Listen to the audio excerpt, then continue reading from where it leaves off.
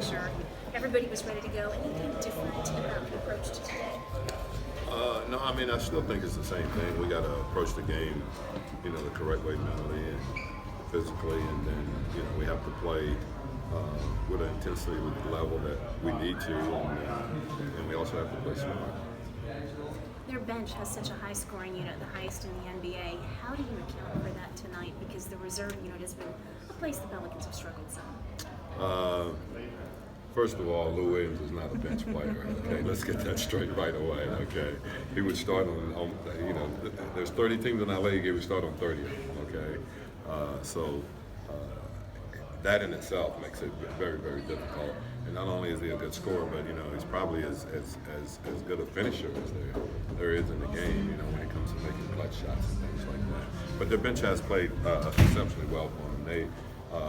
They've got some guys that play consistently, and then they have guys that can come in and on a certain night, they can raise their level of play, and they're deep enough that Doc uses a lot of those guys. So you have to be able to slow the bench down some. Obviously let's start with Lou.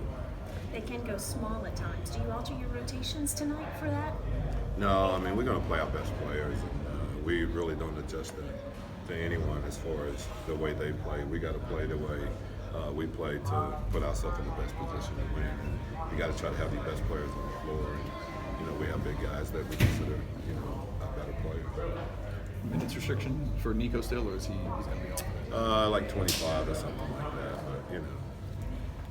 but not really. But we're not going to try to play him 38 minutes. What do you think about the way he's progressed since he's come back? Oh, I think it's been I think it's tough when you miss a dozen games, and it's not one of those situations where you're able to run or do anything like that because it's the area where you're hurt. So it's going to take him a while to. Number one, get in basketball shape, and so it's going to take him a while to get his timing and everything back with his shooting.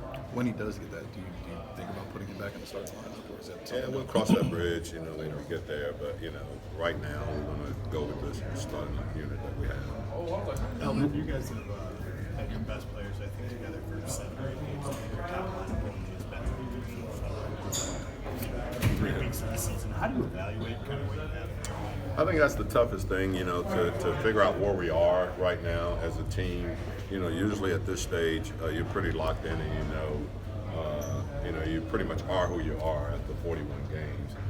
But we have not had that team together at all, so we're still trying to find ourselves. We just don't have those 10, 12, 15 games to try to figure it out. So we've got to do that, but we've got to do it some kind of way. We got to speed up the process so that we can get it done right away and figure out. Is there an optimism in that, considering where you guys are in the conference and stuff? Well, I hope so, because that unit has played well together, and I think we're 8-2 with those guys out there. So,